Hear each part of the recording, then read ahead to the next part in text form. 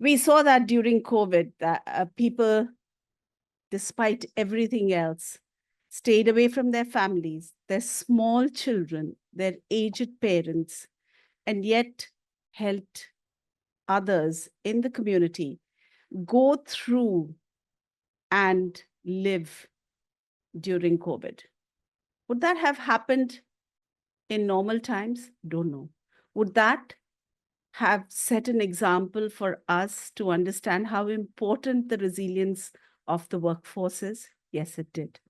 So for our next session, we will be discussing resilient health force, preparing the future for health systems. Never, ever more prepared than we need to be. We thank the George Institute of Global Health, Center for Indonesia Strategic Development Initiative, SISTI, and Action Alliance on Human Resources for Health for joining us as knowledge partners on this very, very important session. Everybody has talked about, either financing, supply chain. We had, a day that started with communities, and now we are going back to people. I am going to introduce the panel and bring them all up here, and then take the session in a different way a little bit. Delivering our keynote address is my friend, Mr. Ibadat Dillon, the Regional Advisor for Primary Healthcare in WHO's Southeast Asia region. May I request you, Ibadat, to please come up. I think this is a session of friends. I have another very, very dear friend that I go back to, Professor B.R. Shamanna, public health expert. His interests include health economics, disability inclusive development, implementation research in health sciences. Professor Shamanna is the dean to be on University of Hyderabad's life science initiatives. Shweta, my friend and colleague, technical head research at Public Health Access Health International. And she will work on delivering the summary on the breakout sessions that they've had over the last day and before that. And she will share the insights from there. The key remarks will be delivered by Ms. Anna Kurnathi, the chairperson of the Asia Pacific Action Alliance on Human Resources for Health. Again, the AAA HRH is somebody who has been quite our supporter in this journey. And I'd like to request Ms. Anna to be a part of this. Dia is my other friend. So like I said, this session is all about my friends. Dia is the founder and CEO of the Center for Indonesia Strategic Development Initiative, SISTI. And I always tell her that she has a career in politics. So between her and Yudarna, we are constantly encouraging her to see how she's going to make a difference to the government and policy action as she goes forward. She's a leading and development practitioner in public health advocacy in Indonesia and has done things ground up. Yeah, my pleasure to have you here this morning. Augmenting HRH Resilience, a community of practice and partnership between Access Health International and the Resilience Collaborative. Dr. Krishna Reddy, I won't introduce him again. We'll have you up here. And Professor Vivekanand Jha, who will have a side chat as the session progresses. Dr. Vivekanand Jha, he's a friend of the family. So again, friends. The George Institute for Global Health in India, a leading nephrologist and a global health expert focused on improving health outcomes for vulnerable populations and addressing the burden of chronic diseases. Mr. Varadaraja Srinivasan, the Resilient Collaborative Team, who work on the strengthening of health systems community resilience, particularly in the context of disasters and crisis. And he will present the scope of COP, Community of Practice for HRH, through the opinion polls. So Varadarajan, would love you to come. And while those stragglers from lunch keep walking in, I'm going to request Dr. Sheta to go first and then give the keynote address to Ibadat. Come on, Shweta, up here. Oh, I didn't mention that Anna is going to be virtual. I hope she has joined us.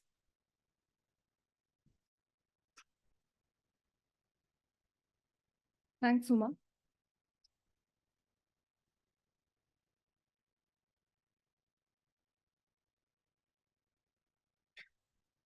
Yeah. Hi, good afternoon, everyone.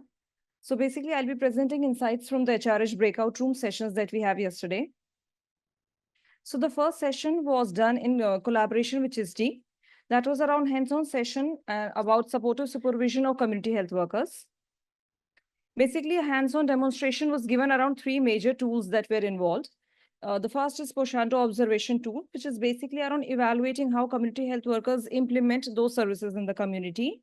By Poshanto, it's basically their integrated health post based on the service standards set by Ministry of Health. Followed by, there was a second tool around individual skill observation tool, where the competencies of these community health workers is being assessed, which will help them to improve their performances. Third was a mentoring tool, which is basically used as a structured guide for having their discussion with their respective mentors. Now, the active feedback that is coming from these discussions is that there need to be a good balance when it comes between assessment and handholding, so that community health workers are well aware of their weaknesses. At the same time, this can be used as an opportunity to improve their work areas and performance in the long run. There is also strong feedback coming. There needs to be a strong consideration of the local voices, that is voices from the community members of what they want and how they needs to be dealt with. The last and the most important conversation and feedback regarding this tool in the session was, as this is the first formal community health workers feedback mechanism initiated in Indonesia, there needs to be a mechanism made out through the session, and process and conversations need to be made so as this can be adopted by system at a larger level and certain interventions can be scaled up adequately. The second breakout session was around building digital competency in maximizing benefits and minimizing HRH burden. This session was done in collaboration with Asia Pacific Action Alliance on Human Resources for Health. Now, here in Roundtable, we had a detailed discussion among all the members how to leverage these digital interventions in maximizing benefits and minimizing their burden. Like, what are the facilitators, what are the barriers, and how actually to navigate this pathway. Now, some of the major insights that come from this roundtable discussion is being presented over here. Political commitment, a clear funding, and adequate holding is being identified by most of the speaker as some of the crucial elements when it comes to any digital intervention in terms of HRH. Certain cadres are more hesitant in adopting these technology. The reason could be their age, their nature of work, their own skill and competencies. Now, what needs to be done? The idea is to have a continuous sensitization of these health workers whenever new change has been brought into their working culture. And also the states or the system need to take a cognizant of their digital literacy. This can be done through different training, capacity building programs. Similarly, we are living in a data burden era where health workers are day by day pushing more towards making those entries. So we need to take into consideration of how much is required in what quantity and amount. If the data is not being used in evidence and decision making, then those kind of cognizant decisions need to be made by the system. Similarly, if any digital intervention is being introduced, it is also equally important to take into cognizance of the geography that they are introduced into, whether it's an urban area, rural, and tribal, because context matters, and it matters where health workers is working and based at. Similarly, we also need to have regular checkpoints and feedbacks from the HRH, because HRH is always more than the numbers that they represent. These are the live people that are working into the system. So it's always important to have more and more adaptation. You need to have a very active involvement of them while taking their feedback. The last and the important discussion, and the group came into a consensus that digital technology cannot replace human resources for health, but it should be taken into consideration as a complementary facilitating tool. The third and the last breakout room session was around frontline health workers and the ways they can have their participation in learning leadership and governance mechanism in collaboration with the TRC team, that is the resilience collaboration. Now, the major discussion points that come through this exercise of group discussion was active and adequate representation and active involvement of these frontline health workers and leadership position is very important to make ensure that their voices are being heard. Delegation of certain role and responsibility should be made. There was suggestion that some discretion of funds and responsibilities need to be made at the adequate level. Now, this can be made facilitated to them through various training and capacity building exercises so that the responsibility that they had given being better effective fund allocation and utilization can be made ensured. What is also important at this point is to mainstream these groups through their self-help groups, through FLW's association, make adequate use of certain platforms like Mahila Arogya Samitis and VHSNC. Also, what was observed and came very strongly in these conversations is integration between the cadre and across the cadre was a challenge. Sometimes it's contractual versus regular, or sometimes it's nurse versus a doctor. So the health workers need to come up to support each other to have a harmony, long-term integration among them. I think some point that came very strongly also is the social hierarchies. That is the very reality of the society that we live into. So if any time, any policy or any major decision needs to be taken into account, I think these realities cannot be escaped and is very much relevant in the context of frontline health workers. Decentralization decision-making also came up very strongly in most of the discussion points, that equal representation and a bottom-up approach needs to be accommodated. The thought that lasted throughout the discussion is that these frontline health workers are actually existing leader. What is really missing is an adequate social and professional recognition for their current role. If I like to summarize these sessions, and I would like to have 3 take-home messages from all these representative sessions are, first, we always need to have a balanced approach when it comes between mentoring and supervision so that we have a better and a good amalgamation of guidance, skill development, and accountability.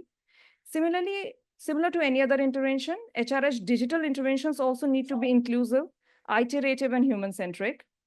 The last but not the least, there should be a representation of leadership positions to these frontline health workers so as to make sure that their voices are heard, valued, but also acted upon, which is very important.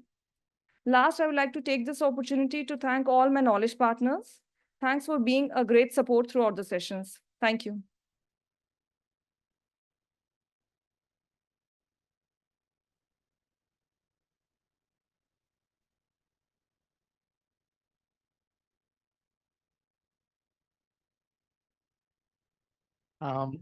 Thank you, Shweta. Very nice points. My name is Ibadat Dhillon. I'm from WHO Southeast Asia Regional Office.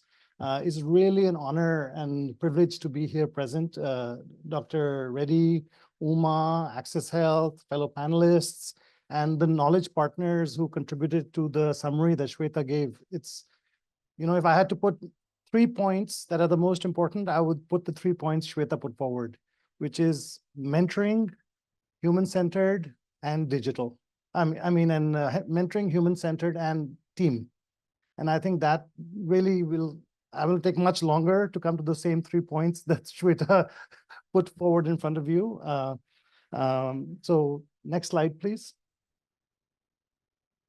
I think the title that Uma, Dr. Krishna, and team picked on a resilient health workforce and future-oriented health system is really fundamental. I don't have an answer. I have some thoughts, but we really need to start thinking about what is the future health system going to look like? What should the workforce look like to fit into that future health system? Much of our health systems are built for the MDGs. I think we realize this, and we're trying to retrofit them into a context that is more challenging. I'll give a quick personal reflection. The reference the AAH meeting that happened, a very important meeting in Lao PDR. I know Dr. Anna from Ministry of Health and chair of AAH will speak more to this. I'll also give a quick context on the HRH context in the region. Next slide, please. I think this was a very important point that Shweta, I think Uma also was referencing this, that, we talk about human resource for health. And as much as we would like it, humans are not widgets. So whether we're talking about supply chains or we're talking about financing and the way financing flows or the way information systems collect and use data, at the core of it, this is this very complicated human that is sitting there. And the human can be amazingly inspirational or incredibly frustrating. So that's what we are dealing with in many ways. This document from 1978 is always a guide to me that we need to think beyond numbers. We really have to think on these capacities that humans have. I was in Jordan at the border of Syria soon after the Syrian crisis started. And what I saw was, in those hospitals close to the border, that they were seeing 5 to 10 times as many patients coming in on a regular basis for a sustained period. And it just blew my mind because I was thinking about how can this happen? It's because human beings have this enormous capacity that can be tapped into. And in times of challenge, we can see that these are tapped into. And so at the HHH meeting, when we had this discussion and the HHH Secretariat put forward this clear idea of what should a resilient health workforce look like. And we also had discussions there on some of the challenges that are happening on the Thai-Myanmar border, and then how some of the teams are able to respond to these challenges. So this idea came of this commitment and competence being central to a resilient health workforce. I know Dr. Anna will speak more to this. So next slide, please. So very quickly, some of the context in our region, in the WHO Southeast Asia region, 11 countries, going from India all the way to actually Timor-Leste, so even further than Indonesia. So next slide. So the left slide is really an understanding we had that we had to start thinking beyond the MDGs. This was early on, even in 2015, that we have to look at the globalization, migration, climate change, the burden of NCDs, rising costs, the importance of including citizen voice. So all these issues that I think we have been discussing in this meeting itself. So what should the health system look like that somehow the health workforce has to fit into? The slide on the right is the slide that since I came to CIRO has really struck me. It's a slide from Niti Aayog in 2021, which shows that 16% compound annual growth rate in the health sector in India. So since 2002, every 4 years, the health sector doubles. So every 4 years, there's a new health sector. So if you imagine that 4 years from now, we will have this health sector plus another one. So that is the reality of what we're dealing with. And we know at the same time, so this is the challenge that is right in our face, is that we have to think forward, not backward. And then how do we think of the health workforce as we are moving forward? Next slide. I wanted to reflect on this, and human resource for health is a very, very challenging area. It's more challenging than other areas in many ways. And this quote, I will just let you read it yourself. It's really important because our values have to be central to how we organize the planning, production, and management of health workforce. This was 1978, when we only had a tiny fraction of the workforce we have today. So they were already thinking of this challenge of how do we make sure it's aligned to the population's need. And then yesterday we heard the CEO of Tata Trusts tell us about how we have 100 crore Indians are living on a GDP per capita that is equal to the African population. I would suspect similar also in Indonesia, also in Thailand, that we have these real challenges and pockets of poverty. So how do their priorities come more central stage as we think about these issues? So this is just something to keep in your head as we have our discussions. Next slide, please. We have been long talking about shortages in the region. The numbers are growing. The numbers are growing very fast. The numbers are growing more than we can imagine. So next slide. I won't go into the numbers. This is purely on the number of from the increasing numbers we were seeing on the available workforce. Our projected shortage of health workers are declining quickly, very quickly. So the Southeast Asia region is the light blue, and in 2006, it was the region identified as having the most absolute shortage of health workers. Now you can see the gap is growing is reducing fast. Next slide. And it doesn't even count for the very significant increase in production capacity across all countries of our region. So this is really happening from the smallest countries, which are putting in new medical schools, nursing schools, to the largest countries, which are massively scaling up production of health workforce across all different types of cadres. The next slide, it really will kind of highlight it. So if you look, I think many of you are from India.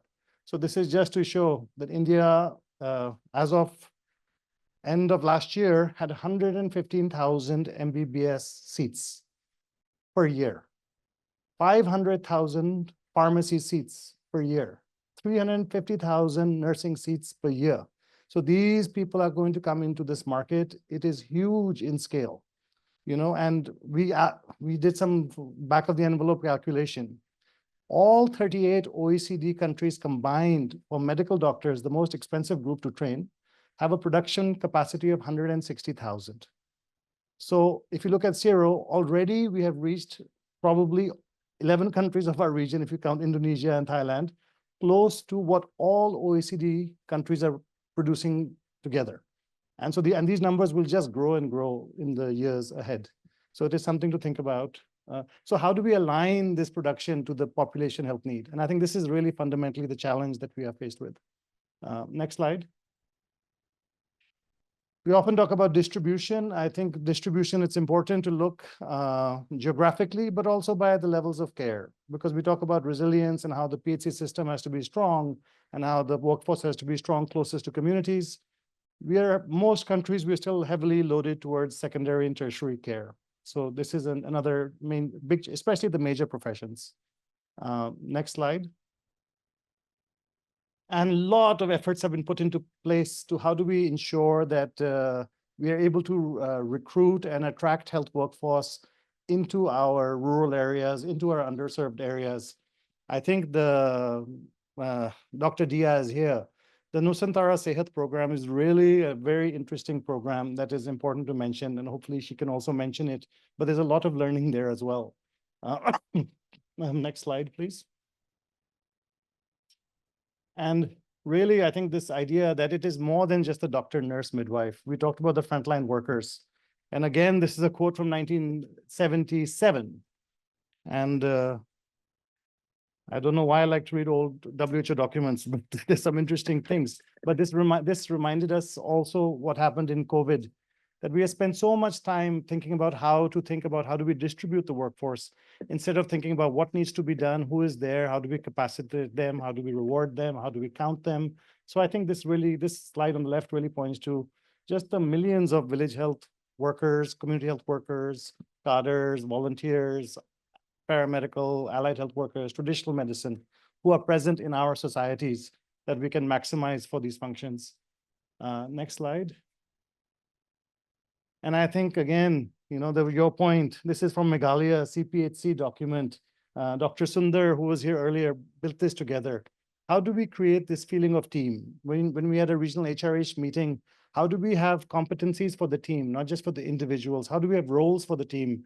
And I think, the teams in Indonesia that are deployed for rural areas, that are deployed as teams, these again have important learning for the rest of us, where we are still doing it mostly by occupation.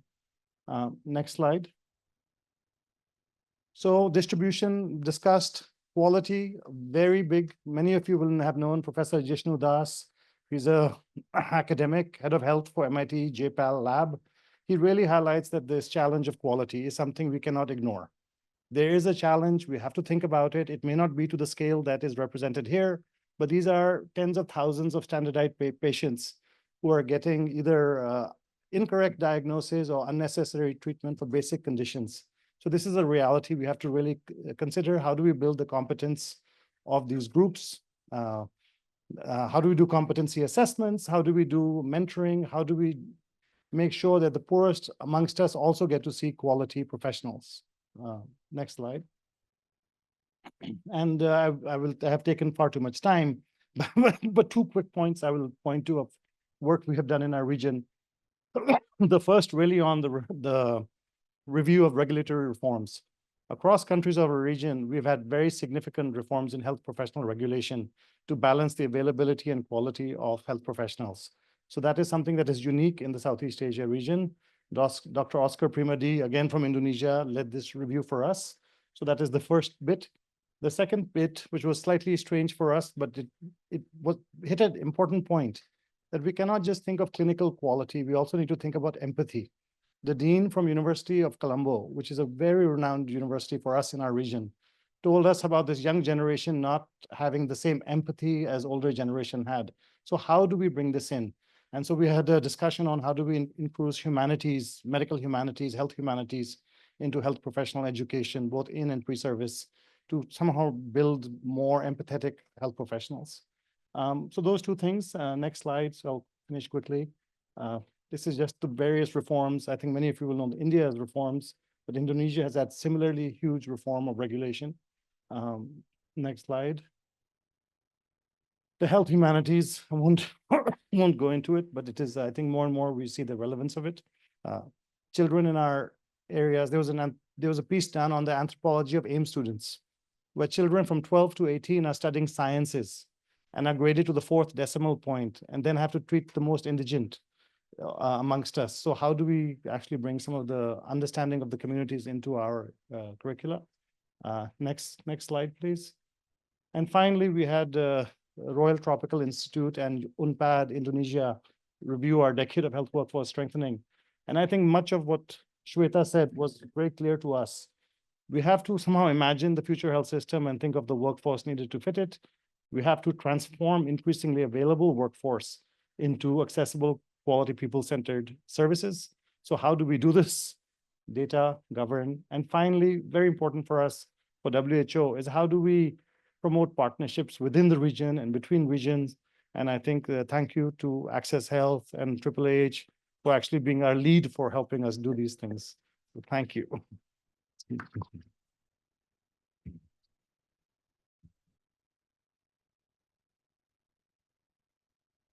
Thanks a lot, Ibadat. I think requesting Professor Shaman now for the next expert remarks.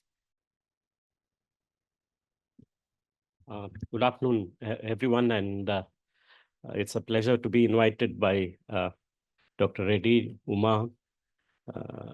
My respects to our senior colleagues here, etc., and all the others who are present after this postprandial session. You know, usually academics have a tendency to speak a lot, but I'll keep it to the brief which is given to me. In terms of what I wish to cover is basically, you know, all of you know about the session objectives which were outlined in terms of really looking at developing or strengthening the human resources for health norms in terms of its delegation, distribution, task shifting, etc. Enhancing capacity, and how do we enhance capacity? Then especially, you know, when we are talking about human resources for health, we have to understand the context in which we live in, and more so with the added shock of pandemics and other emergencies, this is going to escalate the shocks much more.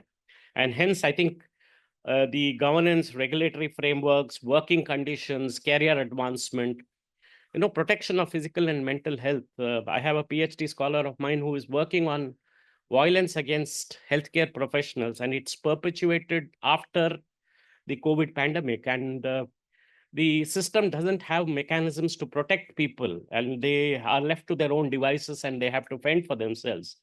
And that's a very big emerging problem in terms of people refusing actually to provide service as well. So the physical, mental health, the supply, and of course, you heard from both Sweta and Ibadat about the aspects related to, leveraging technology.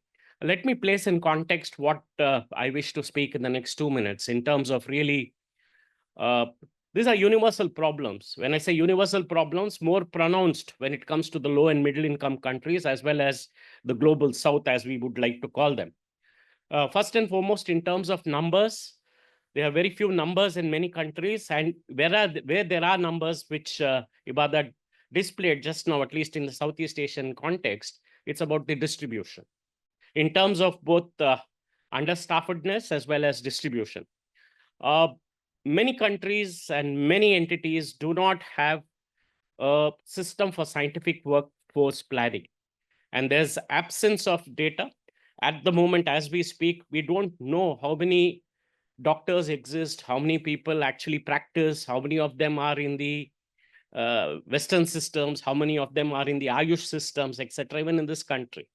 That apart, distribution categories of other allied health personnel and personnel, both health and non-health, who contribute extensively to healthcare are also something which is absent. And we recognize that fact more so after the pandemic, because we found that that is something which helped us in terms of looking at the competencies, mapping, and with respect to mobility and regulations, again, whether it is to do with recognition, whether it is to do with promotion, whether it is to do with career advancement, etc. These are problems universal for human resources in health, but gets more pronounced when it comes to tackling or looking at resilience during emergencies and during pandemics. We got exposed thoroughly. Let's not, mince words. I think we got exposed thoroughly, and at least instead of a knee-jerk reaction or a knee-jerk response, I guess we need to have a more systematic response in terms of looking at it. That apart, vulnerabilities, as I said, personal, family, and social challenges, and especially for people working at the community levels, are immensely important when it comes to human resources, and more pronounced when it came to the sort of a thing. I always keep joking. I said, our programs are so decentralized that you want everything to be done by an ASHA. And ultimately, the ASHA is only incentivized. She's not even a, paid, a member of the team. The unfortunate thing is she or he has to, it's invariably a she, it has to do 27 or 28 national health programs. And they are incentivized for only maternal and child health, etc. Decentralization is good, but decentralization on, to such an extent where there is no capacity or there is no actually facilitation is poor. And I think that is what we have a problem with respect to it. This is not something new. In the Indian context, we've had a high-level expert group, 2011 Planning Commission, which later became Niti Aayog. We talked about the norms with respect to the human resources for health. There are also things in terms of, organizations like the National Institute of Health and Family Welfare. We have a dedicated department which looks at standards, which looks at looking at, the district public health system, as well as looking at the minimum performance benchmarks for each category of people, especially in the programs. Not that we don't have these things within our country. The fact of the matter is the right hand doesn't know what the left hand is doing. So that's the fact of the matter. Pandemic exacerbated, and we had the National Medical Commission actually putting together a module on, pandemic preparedness. And this is something which I guess now has to become sustained into every other category of people as well. It shouldn't be restricted only to the, the medical doctors per se, but all commissions, all regulatory mechanisms, etc. Is it? Are there facilitating mechanisms? There are. But that apart, I found this something which got published in the Lancet Regional Health, the Southeast Asian thing very recently, which talked about investing in a healthy workforce for a healthy future. Actually, they labeled 2021 as the year of the health and healthcare workers. And actually, they appreciated the services and sacrifice of many heroes who served during the difficult times of COVID. And the ASHAs were globally recognized as the global health leaders at the 75th World Health Assembly. So what's important for us to understand is all this is, it's fine in terms of they being recognized and all those kind of things. But what we need to sustain it further, and especially when we are talking of building resilience, is the aspects related to, apart from the financial support, I think they need to be well capacitated, whether it is training, education, whether it is equipping, etc. Make the working environments very responsive. Most of the times we find that the health workforce work in a very confrontational environment. It's not a very, very conducive, and it's not a very resilient or responsive working environment, so that they feel valued, safe, both physically and psychologically. And I completely agree with the fact that you talked about humanities and healthcare. And I come from a university system where humanities play a very major role. And we have a department which talks about, or we have a Sanskrit department which is looking at music therapy as one of the important aspects in terms of really trying to help people overcome these kinds. So there are lots of opportunities for us to cross-function and cross-fertilize across very things. Very recently, again, this is something which was a brilliant thing which happened, which was a separate professional council for the allied health professionals, especially the 10 categories of healthcare workers and allied health professionals. At least this has set some sort of a baseline in terms of having the regulatory or, looking at competencies and regulating the activities and functions of the allied health workforce. It's nice that you have at least 10 categories of people who've been recognized, and each one of them have had their own roles and responsibilities, and this is now an act. I guess all of us know this in terms of our workforce, the hierarchy of needs, ranging from what people expect when I join a job, right from salary, safety, security, stability, status, self-esteem, and self-actualization. That's important for us to consider when we are also building a resilient workforce. This I found was very interesting in terms of the pre-shock, during shock, and after shock, and the period. And this actually talks about the different types of events and the, whether it is acute or sudden onset or chronic, and how exactly we have to prepare for our human resources, our health workforce. I guess this is something which is cross-cutting, although you may find number 7 as human resources, but you find that whether it is for emergency and pandemic response or for inherent system, resilient capabilities, human resources form a very important cog in the wheel of healthcare delivery.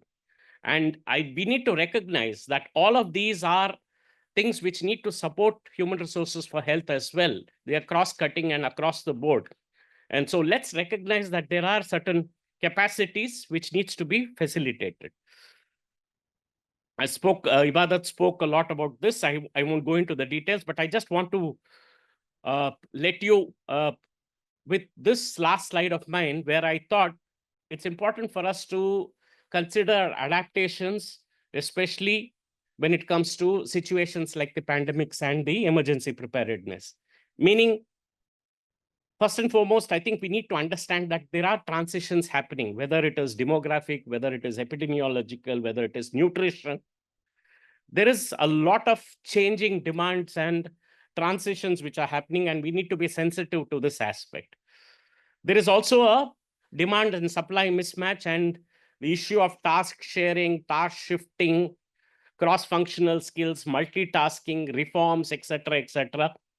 In the era of where we are becoming more and more super specialized, where are the generalists? Where are the people who will look at a society as a whole, leave alone an individual? Where are those aspects of it? We are probably more concerned about what happens to the little finger or what happens in the eye or in the ear. We've gone to that an extent of super specialization, and it's important for us to understand that we need to look at looking at the demand and supply mismatch. Of course, technology works wonderfully well, but technology is a double-edged sword as well. We need to look at technology in that parlance. Working with other social determinants of health. It's very, very important for us to consider that there is a lot of contribution done by human resources which belong to other sectors, but not working directly with health. And for us, it's important for us to make this, integration in terms of bringing them on board. And we saw that very well when it came to the pandemic itself.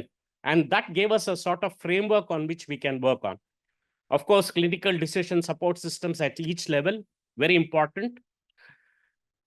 Everybody talks about the buzzwords of artificial intelligence and machine learning. I guess we can't miss the bus. We need also to climb, or we need to get onto this bus as well. But last but not the least, I want to end by saying that in terms of human resources for health, it's a very, very dynamic situation.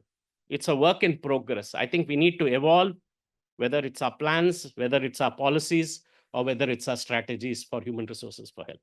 Thank you very much for your attention.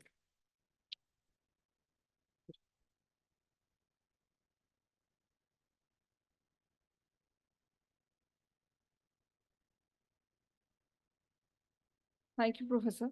I think next we have a video message from the chairperson of AAAH.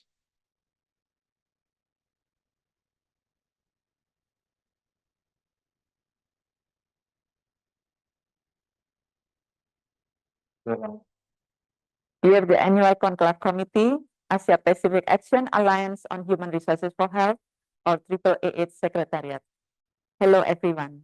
It's my honor to be here addressing as the chair of the Asia Pacific Action Alliance on Human Resources for Health, or AAAH.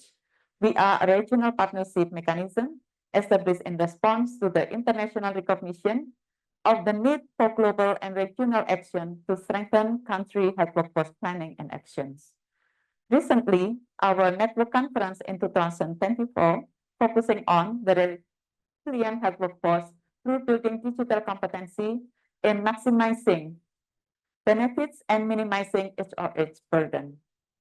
The forum bringing diverse perspective to the table and recognizing digital competency with strong commitment health workforce are ready to respond to any system crisis and challenges. We see the collaboration with Access Health International represents a significant advancement toward achieving our mission of strengthening the regional health workforce. It together aligns closely with the fundamental principles of the regional networking. It also elevates the regional voices and challenges with diversifying perspective. Regarding to South-South collaboration, we can create innovative solutions that are tailored to our unique context by sharing knowledge, resources, and experiences within our region. The collaborative is leading the resilient health system that serves all populations effectively and inclusively. We recognize the principle of the rights to access to quality healthcare, regardless their gender, age, and socio-economic context. We see there are promising, meaningful models of the collaboration, including enhanced networking, promote regional learning, support implementation, and improve data-driven decision. Enhancing networking can be initiated by connecting stakeholders across the Asia-Pacific, sharing best practice and insights that will lead to innovative health solutions. Our partnership will facilitate the exchange of knowledge between countries, promoting mutual regional learning that strengthens our collective health workforce strategy. We expect to see individual country is able to put effective health workforce policies into action. All action requires improvement of data-driven decision-making and ecosystem. We are delighted to embark the significant partnership with Access Health International. As regional network body, the collaboration is key to our success, and I'm confident that together we can create lasting change our regions towards equitable and sustainable well-being society. Thank you for your attention. Thanks to Ms. Anna and the AAAH team. May I request Ms. Dia for her key remarks?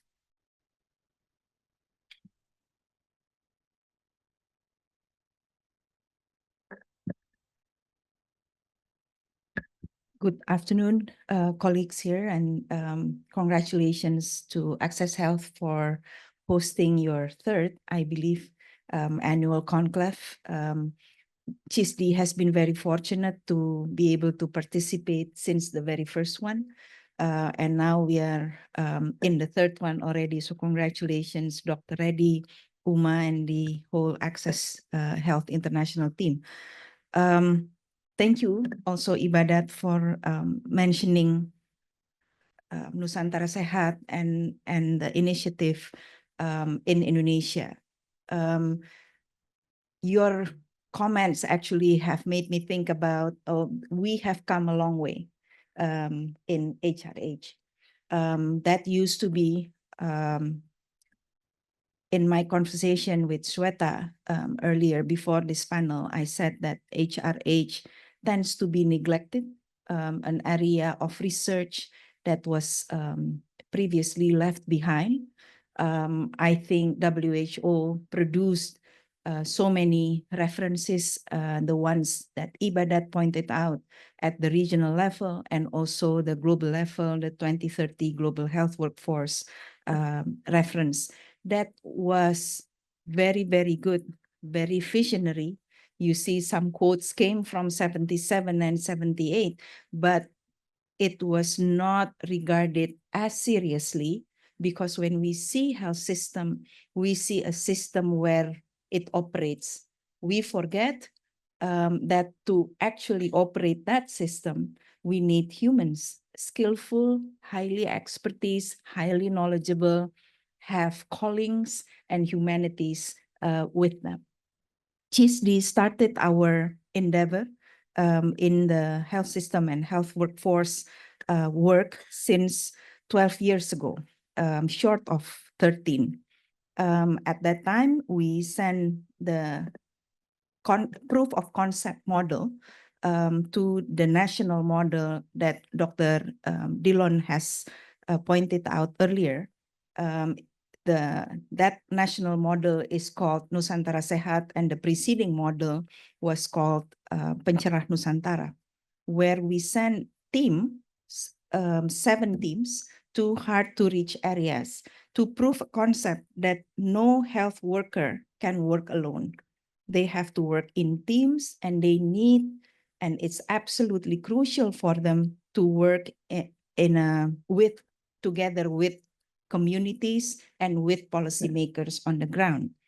That proof of concept was proven to be successful and was adopted by the Indonesian Ministry of Health and upscaled into a national program nationwide. I think until it sent the last team close to 2,000 or 3,000 hardest reach primary healthcare posts. That program has since been continued into another area of priority of the Ministry of Health. And it is with that backdrop, that context, that I am giving my remarks right now. We are GSD, we as in GSD, was fortunate enough to be able to respond quickly during the pandemic with our proof of concept model, where we pivot from sending teams to hardest reach areas into sending teams in the most dense, the sentinel primary healthcare posts during the pandemic, to ensure that people working, health workforce working on the ground at community level has the capacity to deliver service, to deliver response, and also for the facility itself to be able to pivot their way of doing business or their business process to respond adequately and beyond adequate to the pandemic. That, again, that proof of concept of pandemic response was proven successful, and then it was adopted by the provincial government of West Java to a province-wide pandemic response, initially in the first year, and then the remaining 2 years, it transitioned into a pandemic preparedness and response perspective or lens, which strengthened primary healthcare. As we were in the West Java province, and West Java province in Indonesia is the most densely populated province, 20% of our whole population resides in West Java. We developed another proof of concept. So this is perhaps by then it's the 4th iteration of the initial model that became the modality of the government of Indonesia in primary healthcare. By COVID, by pandemic time, it already evolved into its 4th iteration, where we focus on community health workers. And we on purpose by design, put a gender equality, disability, and social inclusion lens in our approach because the community health workers are predominantly women and they are unpaid, practically unpaid. In Indonesia, it is still seen as a volunteer group, but they have the burden perhaps more than the paid group. Right now, the government of Indonesia is focusing on what the government called integrated primary care, where the focus is down to the auxiliary primary healthcare post, and it's community-based, and it's the HQ, if I may say it that way, of the community health workers. Right now, our input into yesterday's workshop was based on our current work with the community health workers and with the communities, where we develop tools to ensure that they can be successful in executing their task. And then we make it into advocacy foundation to the government for policy change. And this is still a work in progress, but we are happy with the way it's going. We have instruments and tools now. We have digital health app as an enabler for the community health workers, and we are expanding in the locations. And we hope in next year's conclave in Cairo, I'm very excited to learn that it is in Cairo. We will be able to present more because we will face different challenges. Right now, we are in the urban setting and semi-urban setting location. And as you know, Indonesia is very diverse in its geography and topography. So we are going up into the mountain and back to our DNA of being in hardest to reach areas. It is a privilege again to be here and to join this discussion in building a resilient health workforce, as we gather our thoughts and agree that when we talk about health workforce, it should be forward-looking and future-oriented. Over the past day, we have engaged in an insightful conversation, hands-on sessions, and practical exchanges, reminders of the real-world challenges and solutions shaping our health system. The challenges we have faced in recent years, from global pandemics to climate-related disasters and economic uncertainties, have underscored the need for a health workforce that is not only adequate in numbers, but also one that is adaptable, well-supported, well-invested, and prepared to respond to crisis while maintaining essential services. A resilient health workforce is the backbone of an effective health system. Achieving this requires a strategic investment in workforce planning, education, well-being, and governance, overall management, to ensure that health workers can consistently deliver high-quality care, no matter the circumstances. In CHISD, we firmly believe that strengthening health system begins with strengthening the health workforce at the front line. Community health workers, or cadres as we know it, primary care providers, and other frontline personnel are not only the first point of contact and response in a responsive health system. Their ability to deliver essential services, navigate crisis, and adapt to evolving health needs directly impact the effectiveness of health interventions and the achievement of universal health coverage. I would like to underline that strategic investment is key towards building a resilient health workforce. One of the biggest critique that I received when I first launched the proof of concept for Nusantara Sehat team-based primary healthcare strengthening in Indonesia was that it's expensive. Where if we compare with one single medical device, it's actually not that expensive.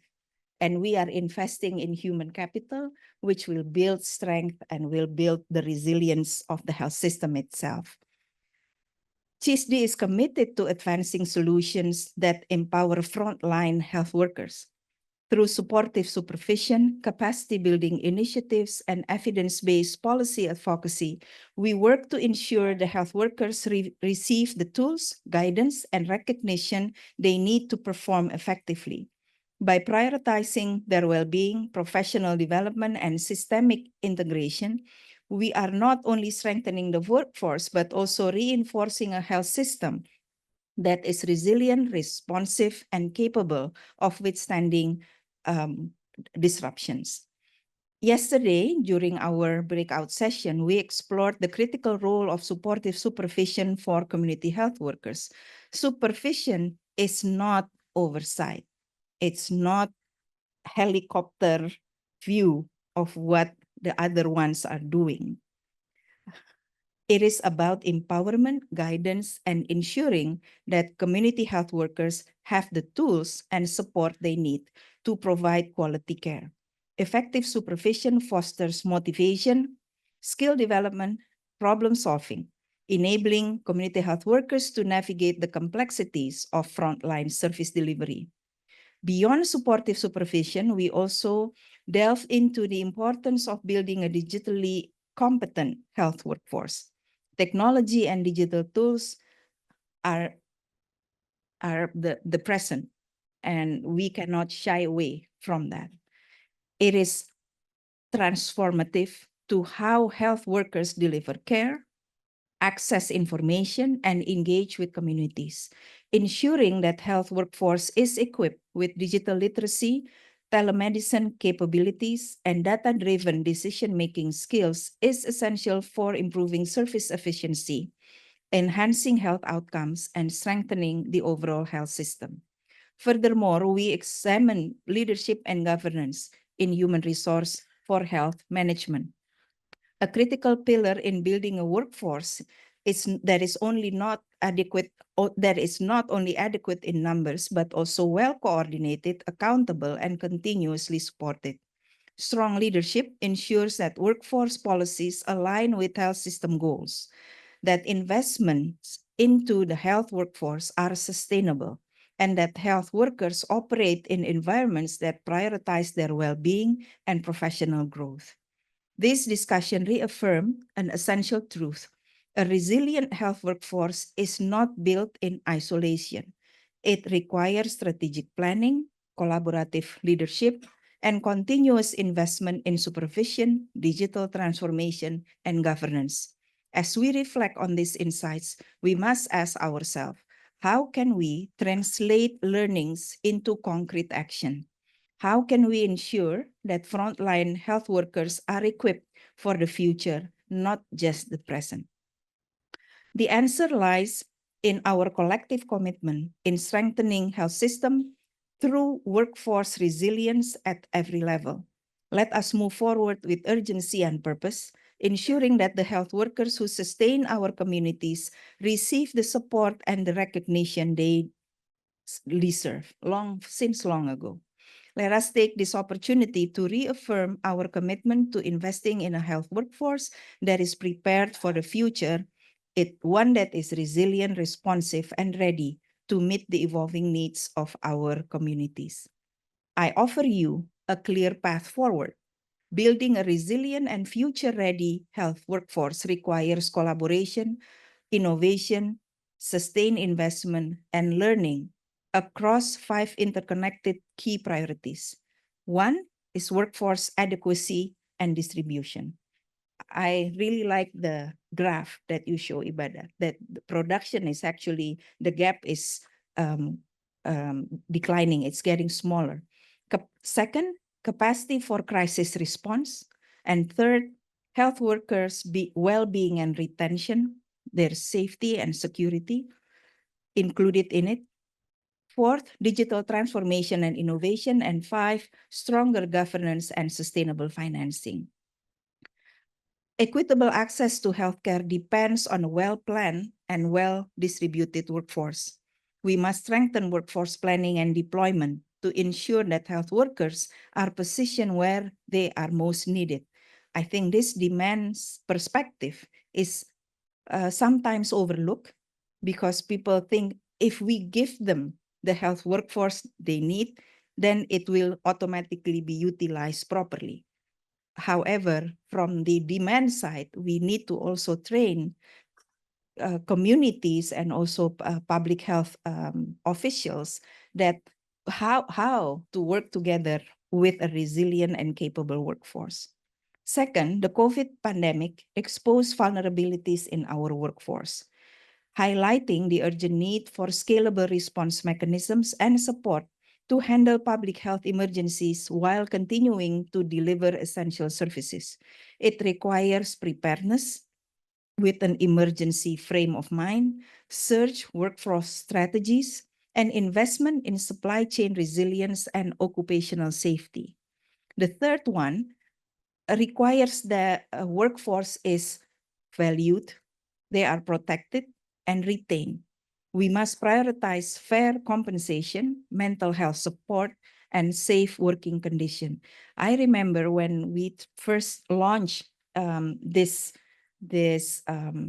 nationwide program, the two budget items that were rejected were training and health insurance and mental health support, because it's out of people's mind that a health workforce will need mental health support.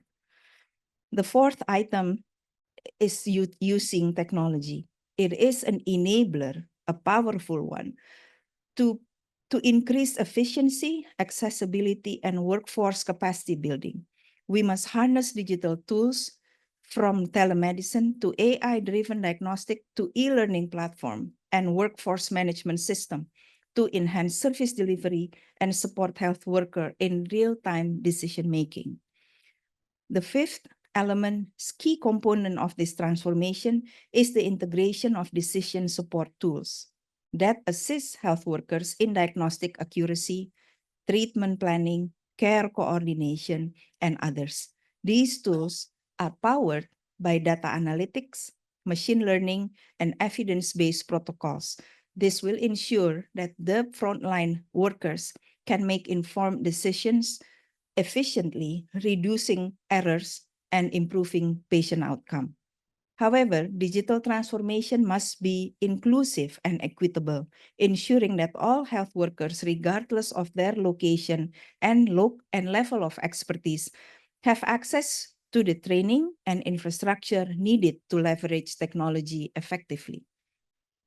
Last point, a resilient health workforce requires strong leadership, sustainable investment, and policies that ensure long-term workforce stability. It also requires research.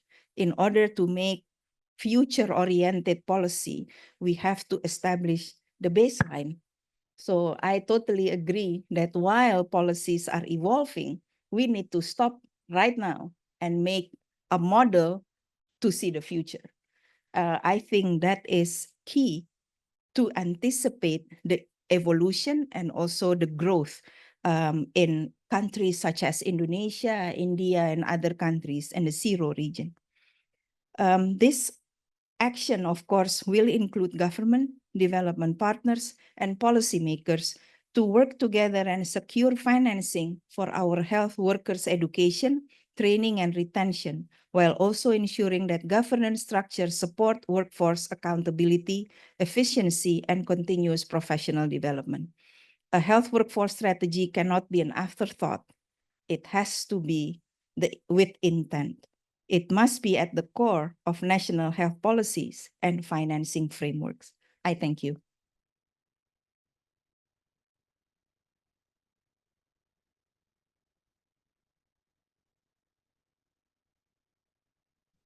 Thanks, Dia.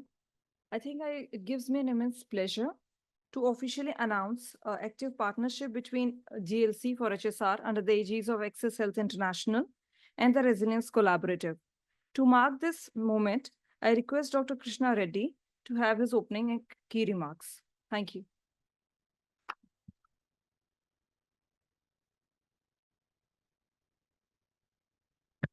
No, yesterday I mentioned that the GLC is self-organizing and self-governing. So as a part of that organizing principle, slowly it is evolving into network of networks, basically partnering with the similar groups who are interested in different aspects of health system, but converging into overall health system. So this is in this context when the resilient health workforce, which the Judge Institute has been spearheading for the last 3-4 years.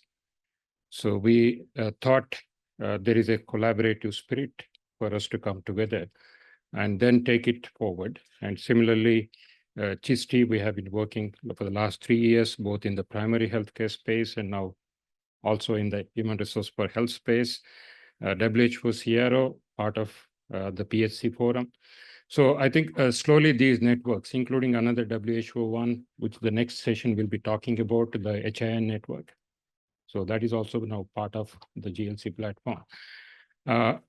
Specific to this thematic work, because I think everybody understands you can manufacture a diagnostic test, you can manufacture a vaccine, you can manufacture a drug or repurpose a drug in a short time, but you cannot manufacture a needed health workforce in time. They require 10 years to manufacture.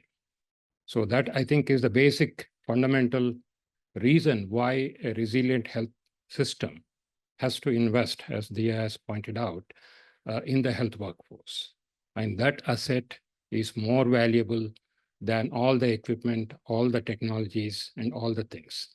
So I think that is one fundamental thing that we wanted to propose on that. In addition to building and strengthening the health workforce for strong, secure, and resilient health systems, we also are exploring as a part of this GLC is, just like in the morning, there was an exploration of one, building infrastructure to be resilient, that is one, but protecting infrastructure against the threats. And similarly, the health workforce and their families, they're people, their community, and they're vulnerable. For any public health emergency which affects other people, it affects health workers. So there is a double effect when there is a sudden surge in the demand, and when the health workforce become vulnerable and they themselves get affected, you are actually reducing the supply, when actually the supply should be more. So that brings another dimension to the health workforce, that is, how do you protect them against the public health emergencies? How do you care for their family requirements during public health emergencies? So that is one of the themes I think we discussed in the AAA HRH also, that you care for your workforce, they will care for your patients. I mean, every health leadership who heads the provider systems, if this adage, at least we adopted in our own provider system, that we care for our people and they care for the patients. And if they care for the patient, they will care for the investors. Okay, so it's a cycle, virtuous cycle. So these are the two dimensions I think the GLC will continue to explore. What I saw during all the presentations is that we all know the problem. I think these alliances, these collaboratives should start bringing out some of the proof of concepts which are being tested out, and some of the countries at a policy level bringing out. So let us compile those things and keep disseminating or convening some similar things. And happy to collaborate with Judge Institute in this venture. While the GLC advantage is convening people and convening the learnings, the Judge Institute is a purist, is an academic institution. So they would like to have the hard supporting evidence on these theoretical concepts and some of the hypothetical suggestions. So they need to be translated into a scientific evidence, which can also inform the policy making. So with this, I think closing remarks, I invite Vivek, is my colleague from my PGI days. So Vivek, so we are joining back again after the PGI days.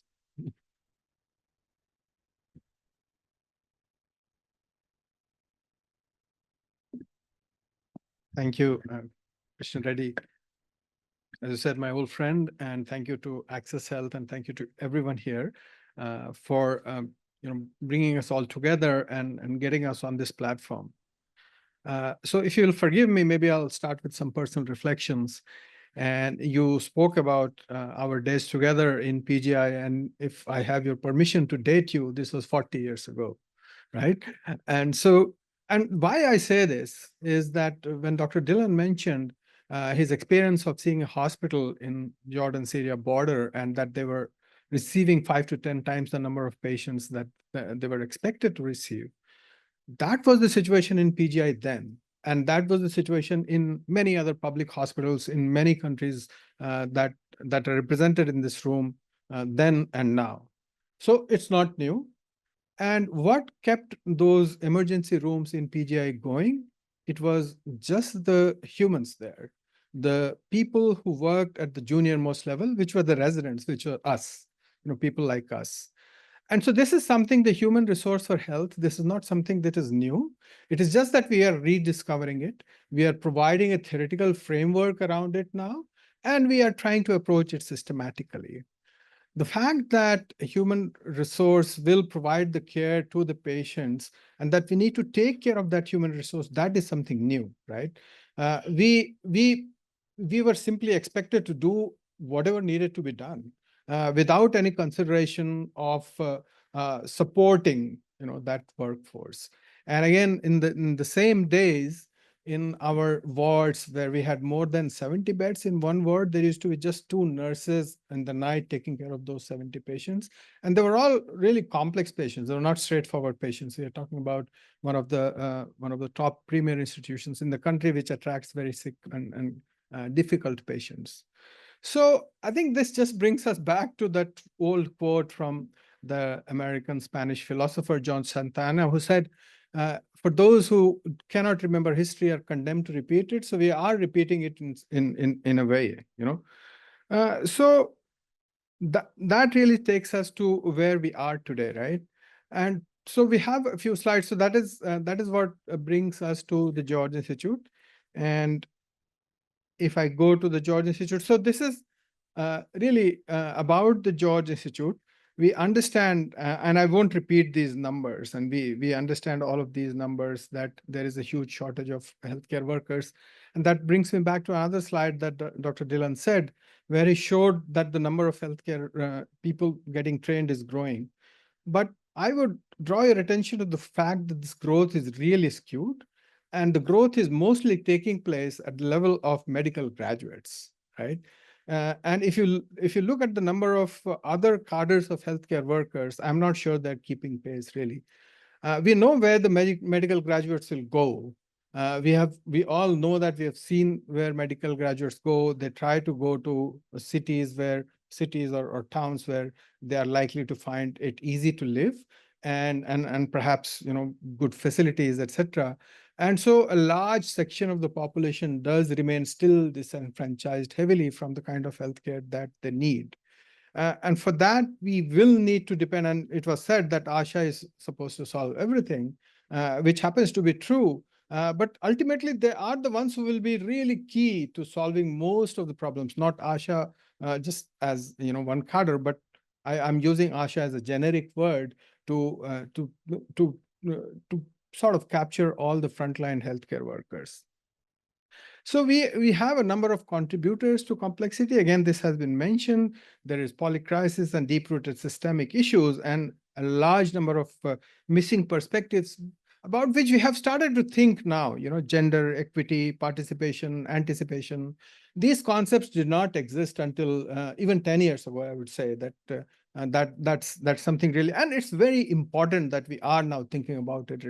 It's critical that we do, and it's important that we take that to heart in response to whatever we do. And so what is the response? We have to build resilience of healthcare workforce at different levels. I think there is no doubt about it. And I wouldn't belabor this point. We have to identify the uniqueness and why us is it that we do it together. And again, Dr. Reddy mentioned about the focus of the George Institute in developing or generating evidence. That is what we like to do. And then we are not an implementation organization like most of you are here. And so, but we work with implementation organizations because that is where the evidence is likely to be generated and will be generated and eventually implemented, right? And there are so many stakeholders. And so we work with, and we like to work with communities, develop evidence-led approaches, and ensure that everyone is orientated towards the approach that we do. And our outcome goals are to contribute to sustainable healthcare systems, which will eventually lead to improved health outcomes and contribute to the healthier workforce. So the George Institute's mission is written here. Until half an hour ago, it was millions of people worldwide, but it has changed to billions of people now. So that's fine. We do want to change the health of billions of people worldwide. And our focus is, as I said a little bit earlier, on research. We divide our priority areas into 3 buckets: the buckets of better treatments, where we want to try and find treatments for existing health conditions, for example, through clinical trials or through other participatory approaches. Then comes better care, which is what is most relevant to our discussion here, right? Is that how can we really determine or influence care where in the communities where people live, where people work, where people pray, where people play. That is where we need to go. And that is where our workforce, and that is the focus of this meeting, this conversation is most important. But finally, we also have to think about making societies healthy. We are living in an era, we already have had conversations about the pandemic, we know about it.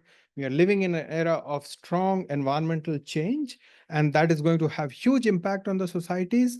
And so working and thinking about modifying and influencing the upstream determinants of health is also critical. And that is where I think when we talk about a resilient healthcare workforce, we have to make everyone a partner. Those who are members of the society, they are also equal players in this. And how can we influence their participation as well? So in addition to research, we do know that research will not speak for itself. It can't just sit in a shelf printed in journals or on computer out there. We have to disseminate the findings of that research through thought leadership, through advocacy, and those our thought leadership and advocacy programs are aligned to our research priorities. But in the end, if we have had a number of mentions of digital health, clinical decision support systems, and all of that needs to disrupt the way the healthcare is delivered today and the way it's already happening, but we need to really change it the way it is done. And in a way that is good. We don't want it to disrupt in any bad way. I think there is a lot of value in learning from the indigenous systems, but those indigenous systems need to be supported, and they need that indigenous needs system. The practitioners of those indigenous health systems need to be co-opted in this endeavor using technology, and the mention of technology as an enabling tool rather than being a solution in itself is so critical to understand that I would like to underline that point, which was made earlier as well. Everyone is obsessed about developing an app, but the app is not going to solve it unless there is no one using it. So that brings us to the Resilience Collaborative, which is a global learning community that aims to advance learning and drive adoption of evidence-based strategies for health worker resilience, particularly in low resource settings. You have the timelines there, you have the values there, and you have the goals of the Resilience Collaborative here. And my purpose for being here on behalf of all of my colleagues who are scattered in the hall and also on the podium is to invite you to join in this Resilience Collaborative. Our focus is on health system level resilience of human resource for health. And the Resilience Collaborative is focusing on individual level resilience building by complementing each other's works and synergizing the outputs to contribute to resilient health, human resource for health. The action that we want to now drive is to ask you to partner us in areas by engaging us in our communities of practice. So the Resilient Collaborative is truly a community of practice. So what is a community of practice? A community of practice is a group that is characterized by three things. They have a shared goal in things that they do. They want to make it better from compared to what it was before. And thirdly, they are willing to work together and meet often to achieve that goal. I'm sure that the first two are already ticked for almost everyone here in this room, that we share a goal and we want to work together to move that goal. And what the Resilience Collaborative wants to now do is to provide a platform for us to meet often and meet in a way that that allows us to move towards our goal in a very constructive manner. So please do reach out to us for collaboration and to receive updates about this community of practice. This is something which is represented in a diagrammatic way, basically saying the same things. The resilience and well-being can be conceptualized at three levels: systems level, community level, and organization level, but also, and most importantly, at individual levels, because in the end, everyone is concerned as an individual as well. We have to be aware of context so we can develop solutions. This is not something we get tired of saying, that there is no one size fits all solution.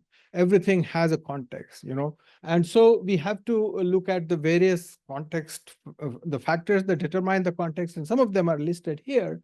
And then you have a number of other other elements that need to be taken into account, which are shown here on the right. And once again, I'm not going to read them.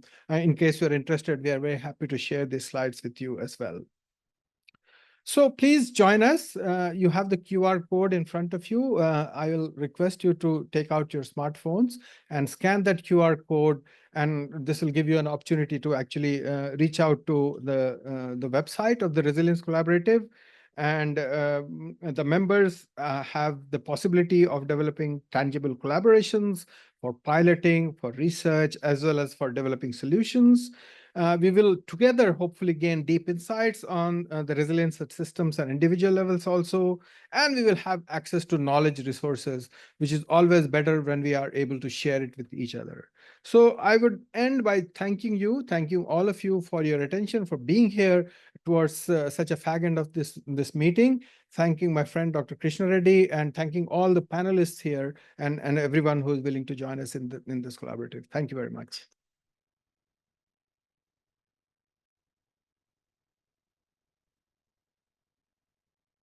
Thank you, Dr. Reddy and Professor Jha. Very quickly moving to the last segment of this session is to have a very interactive discussion regarding the scope of this community of practice. Over to you, Vadrajan and the TRC team. Thank you. Yeah. There you go. That is where my resilience starts. 5 minutes left for a 15-minute session. Yeah. So, yeah. So this is going to be where I'm not going to speak. I request you to speak out your minds. Yeah. So that is what is going to happen for the next 5 minutes. Yeah.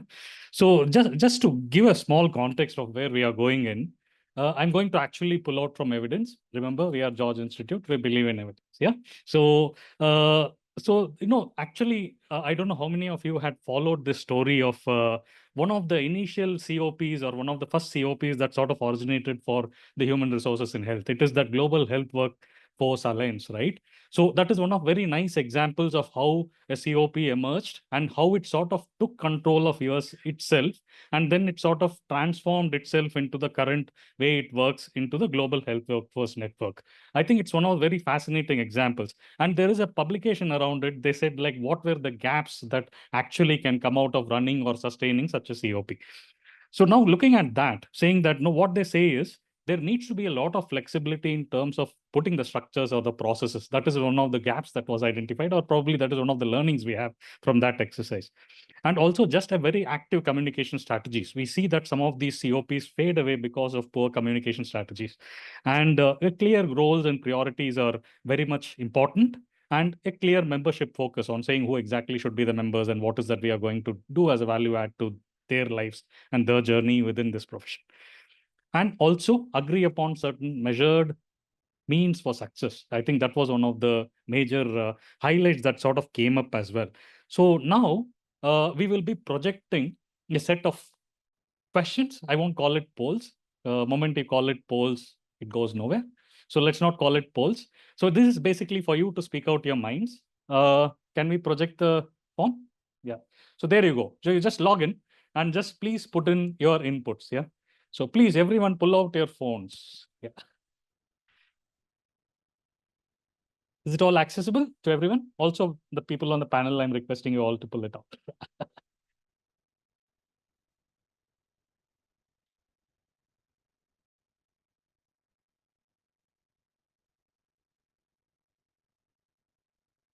I'll give you sort of a minute or so. There are 3 sections, not many questions. So, and then we will sort of go into the other sections as well.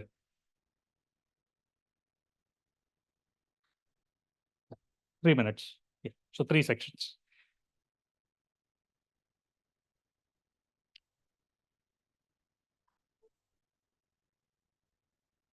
Yeah, yeah.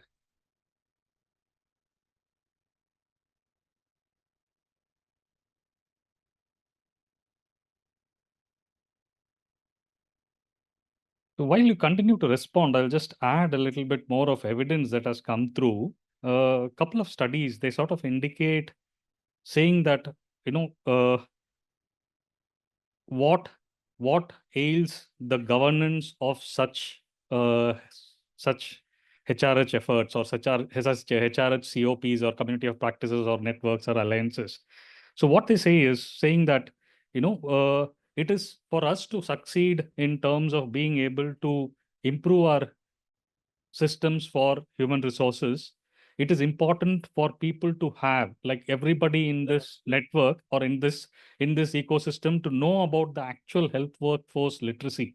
They say that they found that as one of the key gaps, saying that people within the system also don't understand what health workforce means and how is it to be strengthened. And another interesting finding that came out of this study, this was by Martinu. It was very recently published. It was in 2025, published in 2025.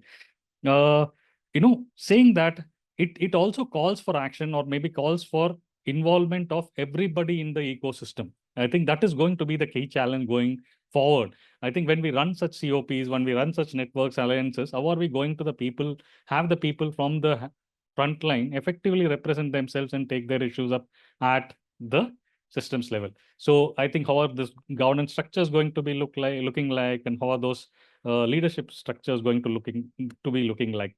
Please continue to answer those questions. Thanks so much. I think there is a lot of pressure for me to close the session, but thanks everyone. Yeah, thanks for your active participation, and thanks for the panel, wonderful panel as well, for all that. Thank you very much. Oops.